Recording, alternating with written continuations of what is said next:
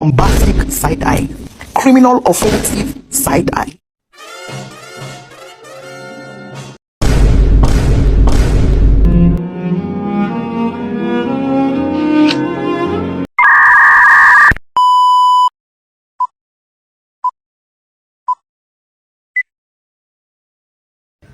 Assalamualaikum warahmatullahi wabarakatuh. Kembali lagi dengan saya Dini Handayani. Saya di sini akan membahas materi ketiga, yaitu tentang public speaking. Nah, apa sih public speaking itu?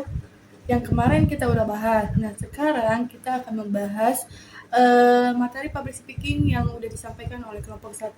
Jadi, kalian harus dengar ya. Ikuti aku.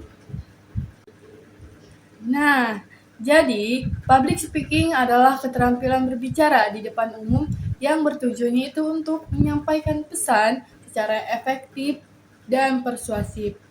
Nah, dalam konteks pendidikan, keterampilan ini sangat penting bagi guru dalam mengajar. Karena apa? Karena tidak hanya melibatkan aspek verbal, tetapi juga aspek nonverbal. Nah, seperti ekspresi wajah, terus intonasi suara, terus gestur, dan yang paling penting itu adalah kontak mata. Nah, semua elemen tersebut berperan dalam menarik perhatian siswa, serta meningkatkan pemahaman mereka terhadap materi tersebut. Nah, jadi public speaking juga merupakan proses komunikasi yang berlangsung terus-menerus antara guru dan siswa di sekolah. Nah, di mana kejelasan dalam penyampaian materi menjadi kunci utama dalam efektivitas pembelajaran tersebut. Oke, selanjutnya yaitu dasar public speaking. Yang pertama ada analisis audiens, yang kedua penggunaan bahasa yang efektif, yang ketiga struktur presentasi yang efektif, dan yang keempat pengolahan waktu. Oke, yang pertama itu ada analisis audiens, di mana analisis audiens itu adalah memahami siapa pendengar kita, seperti usia, latar belakang, pendidikan, pengetahuan mereka tentang topik, dan kebutuhan mereka. Nah, dengan mengetahui audiens, kita bisa menyesuaikan cara penyampaian agar lebih mudah dipahami dan sangat menarik.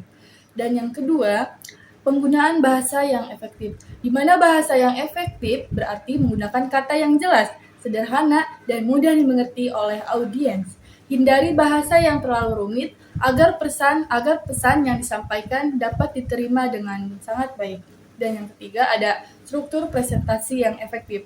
Nah, struktur presentasi yang efektif biasanya terdiri dari pembukaan, isi, dan penutup. Pembukaan untuk menarik perhatian audiens, isi berisi penjelasan utama, dan penutup berisi kesimpulan atau pesan yang sangat penting. Dan yang keempat ada pengolahan waktu.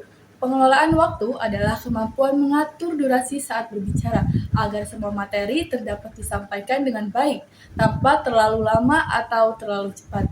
Nah, ini bisa membantu presentasi tetap fokus dan tidak membosankan. Seperti itu. Selanjutnya yaitu penggunaan bahasa tubuh. Nah, bahasa tubuh adalah gerakan fisik seperti ekspresi wajah, kontak mata, dan gerakan tangan saat berbicara.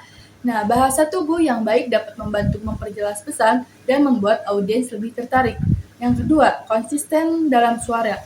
Nah, konsisten suara berarti menjaga intonasi, volume, dan kejelasan suara saat berbicara. Nah, suara yang stabil dan jelas membuat audiens lebih mudah memahami apa yang disampaikan pengguna hikmah dan retorika.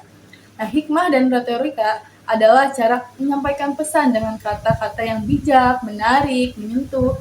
Nah, hal ini bisa membuat pesan lebih kuat, mudah diingat, dan mempengaruhi audiens memilih dan pengaturan visual-visual seperti gambar, klip, atau video yang digunakan untuk membantu menjelaskan materi. Nah, visual yang baik harus jelas, sederhana, mendukung isi presentasi agar audiens itu lebih mudah gitu untuk memahaminya.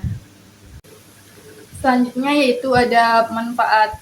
Nah, yang pertama itu meningkatkan rasa percaya diri. Yaitu public speaking membantu seorang menjadi lebih berani tampil di depan orang banyak hingga rasa percaya diri itu dalam menyampaikan pendapat akan meningkat. Yang kedua itu ada kemampuan komunikasi.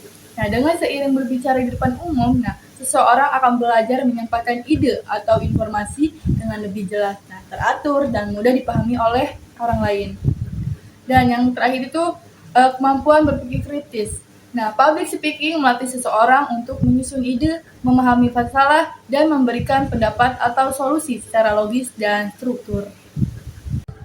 Oke, jadi pada intinya, ketika kita menjadi seorang pembicara atau motivator, kita harus percaya diri kepada kita, bahwasanya kita bisa mengasih materi dengan baik atau jelas. Nah, kurang lebihnya mohon maaf. Wabillahi taufiq wal hidayah. Wassalamualaikum warahmatullahi wabarakatuh.